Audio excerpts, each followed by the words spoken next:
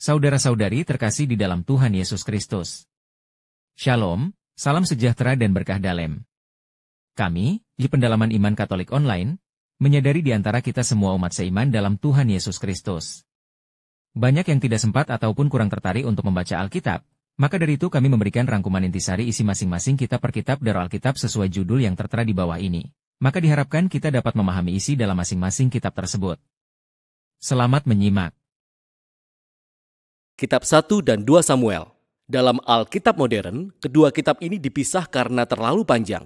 Namun sebenarnya kitab ini ditulis sebagai satu kesatuan kisah. Kita hanya akan membahas kitab 1 Samuel dalam video ini. Jadi setelah bangsa Israel dibebaskan dari perbudakan di Mesir, mereka membuat perjanjian dengan Allah di Gunung Sinai. Dan kemudian sampailah mereka di tanah perjanjian. Di sana bangsa Israel seharusnya tetap setia kepada Allah dan menaati perintah perjanjian itu. Sebelum kitab Samuel, kitab Hakim-Hakim menunjukkan kegagalan total bangsa Israel dalam menaati perintah Allah. Itu adalah masa-masa terjadinya kerusakan moral dan menunjukkan kebutuhan bangsa Israel akan pemimpin yang setia dan bijaksana. Kitab Samuel memberi jawaban atas kebutuhan itu.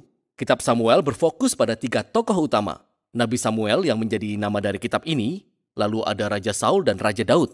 Di era mereka inilah terjadinya transisi di Israel. Dari bangsa yang terdiri atas suku-suku yang dipimpin oleh hakim-hakim, menjadi satu kerajaan yang dipimpin oleh Raja Daud di Yerusalem.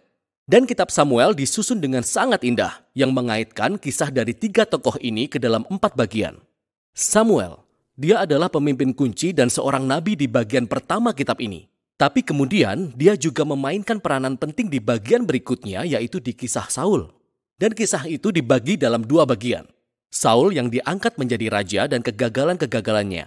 Bagian kedua adalah tentang kejatuhan Saul dan kematiannya yang tragis.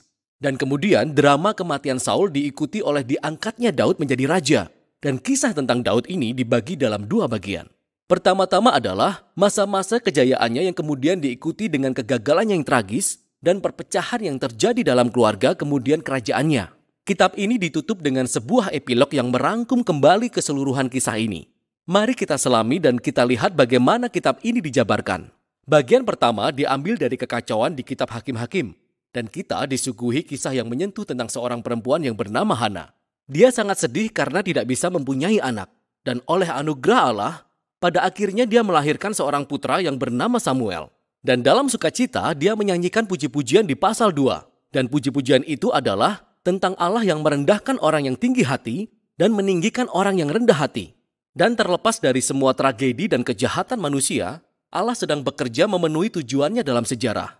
Dan juga tentang bagaimana suatu hari nanti, Allah akan mengangkat seorang raja yang diurapi bagi umat Israel. Nah, puji-pujian Hana diletakkan di bagian awal kitab ini, untuk memperkenalkan tema kunci dari keseluruhan kisah yang akan kita lihat. Seperti cerita berikut ini. Samuel bertumbuh dewasa dan menjadi nabi dan pemimpin yang hebat bagi umat Israel. Di waktu yang sama, bangsa Filistin yang adalah musuh bebuyutan bangsa Israel menjadi semakin kuat. Dan dalam sebuah pertempuran yang penting, bangsa Israel menjadi sombong. Alih-alih berdoa dan meminta pertolongan Allah, mereka malah mengeluarkan tabut perjanjian sebagai jimat ajaib yang seketika bisa memberi kemenangan bagi bangsa Israel. Oleh karena pikiran mereka yang angkuh, Allah mengizinkan bangsa Israel kalah dalam pertempuran dan tabut Allah dicuri. Lalu bangsa Filistin mengambil tabut Allah dan meletakkannya di kuil Dagon. Lalu Allah menghajar orang Filistin dan dewa mereka, Dagon, tanpa pasukan dengan mengirim borok-borok kepada orang Filistin, sehingga orang Filistin tidak lagi menginginkan tabut Allah, sehingga mereka mengembalikannya kepada bangsa Israel. Nah, inti dari kisah singkat ini adalah demikian.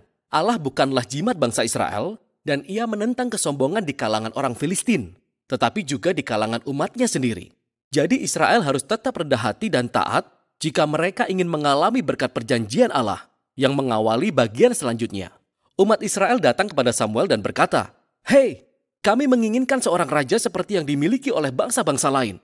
Pergilah dan temukan seorang raja untuk kami." Perkataan itu mengesalkan Samuel.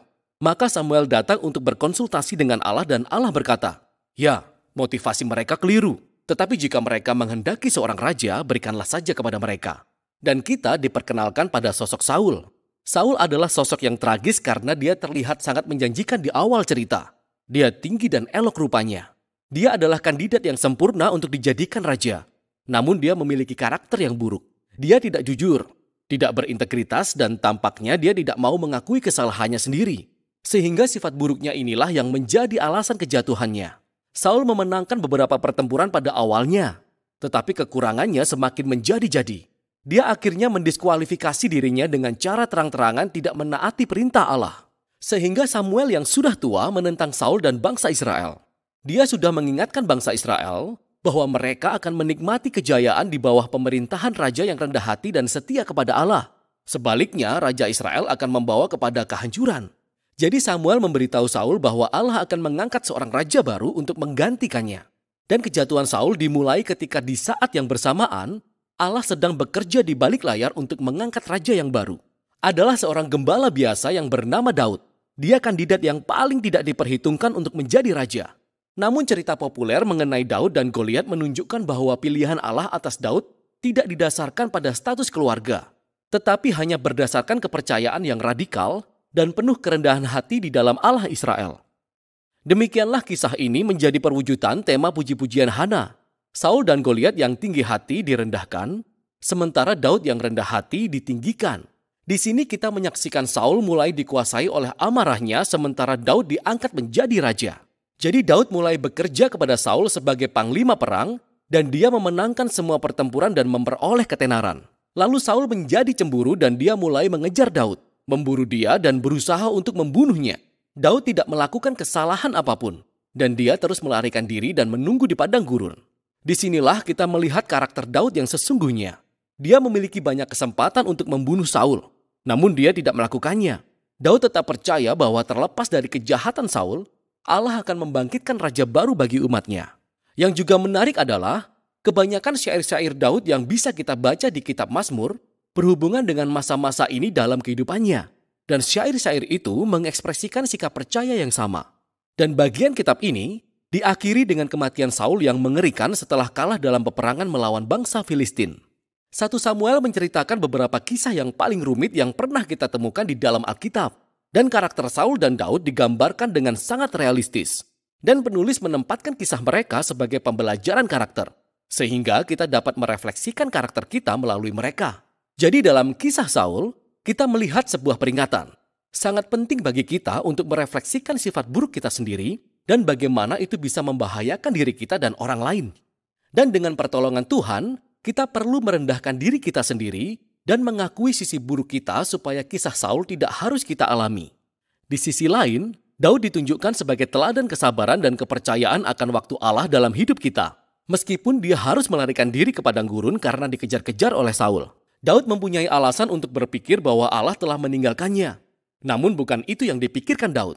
Jadi kisah Daud menguatkan kita untuk tetap percaya bahwa di balik kejahatan manusia, Allah sedang bekerja untuk memenuhi tujuan-tujuannya, yaitu merendahkan orang yang tinggi hati dan meninggikan orang yang rendah hati. Dan itulah isi kitab 1 Samuel.